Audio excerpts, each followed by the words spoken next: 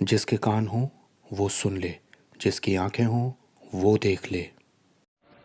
और second world war के बाद पोस्ट वर्ल्ड वॉर एक दुनिया में एक नया ऑर्डर, न्यू वर्ल्ड ऑर्डर उसने आकार लिया।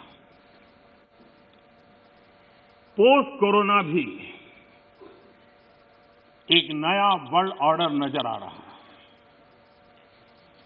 पोस्ट कोरोना के बाद दुनिया में एक नया संबंधों का वातावरण शेप लेगा। डिस्क्रिप्शन में इसका पूरा लिंक है, आप इसे ज़रूर देखिएगा और ये देखिएगा कि मोदी जी आखिर क्या बता रहे हैं। जो वो बता रहे हैं वो बाइबल से बिल्कुल मैच करता है और हम बिल्कुल अंत के दिनों में रह रहे हैं। आदम से लेकर के यीशु मसीह के जन्म तक 4000 साल और यीशु मसीह के क्रूस से लेकर के इस अंत के समय तक ये 2000 साल। रैप्चर के बाद एंटी क्राइस्ट के 7 साल और उसके बाद यीशु मसीह का द्वितीय आगमन और उसके बाद 1000 साल यानी कि मिलेनियम ईयर्स। ये सब कुछ तो आपको पता ही है, लेकिन अब ये जान लीजिए कि हम अंत के दिनों में आ गए हैं, क्योंकि प्रधानमंत्री जी खुद संसद भवन में ये बात कह रहे हैं कि एक न्यू वर्ल्ड ऑर्डर का लाना बहुत ही ज़्यादा ज़रूरी हो गया है। अब जरा इसके आगे की बात भी सुन लीजिए। लेकिन आज पोस्ट कोरोना जो नया वर्ल्ड ऑर्डर तैयार होगा, और होना ही है, किस रूप का होगा, कैसा होगा, कौन उसको इनिशिएट करेगा, वो तो वक्त बताएगा।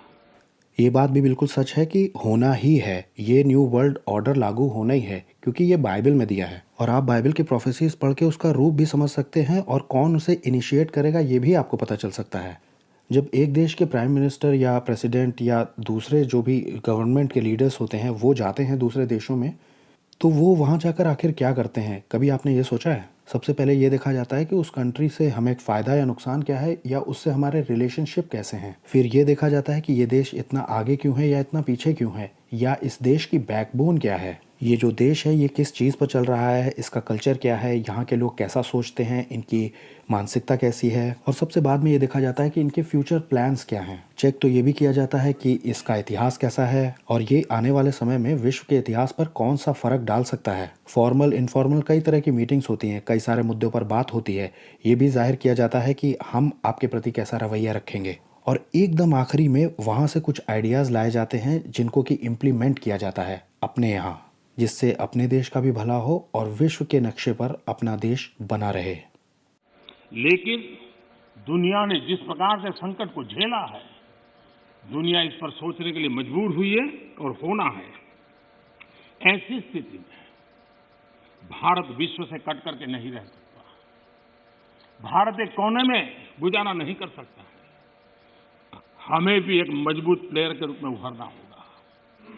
लेकिन सिर्फ जनसंख्या के आधार पर हम दुनिया में अपनी मजबूती का दावा नहीं कर पाएंगे। वो एक ताकत है, लेकिन इतनी ताकत मात्र से नहीं चलता है। नए वर्ल्ड ऑर्डर में भारत को अपनी जगह बनाने के लिए भारत को सशक्त होना पड़ेगा, समर्थ होना पड़ेगा, और उसका रास्ता है आत्मनिर्भर भारत। बाइबल बताती है कि अंत के दिनों में एक वर्ल्ड लीडर उठेगा और वो एक वन वर्ल्ड गवर्नमेंट को स्टार्ट करेगा। शैतान हमेशा से ऐसा ही करता आया है। वो शुरुआत में कोई चीज़ बहुत अच्छे से पैक करके रैप करके दिखाता है और बाद में उसका दूसरा ही रूप समझ में आता है।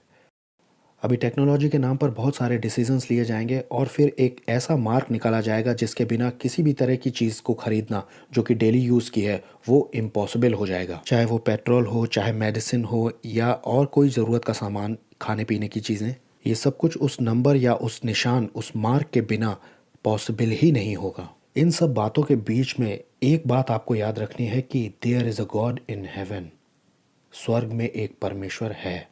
निराश मत होना, क्योंकि उस एकमात्र परमेश्वर के बेटे ने खुद ये वादा किया है, संसार में तुम्हें क्लेश तो होता है, लेकिन ढांढस बांधो, मैंने संसार को जीत लिया है।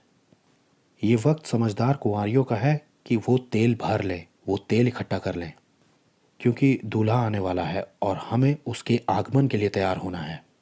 हमारा असली घर तो उसके साथ है। बाइबल कहती है कि हम पृथ्वी पर परदेसी हैं।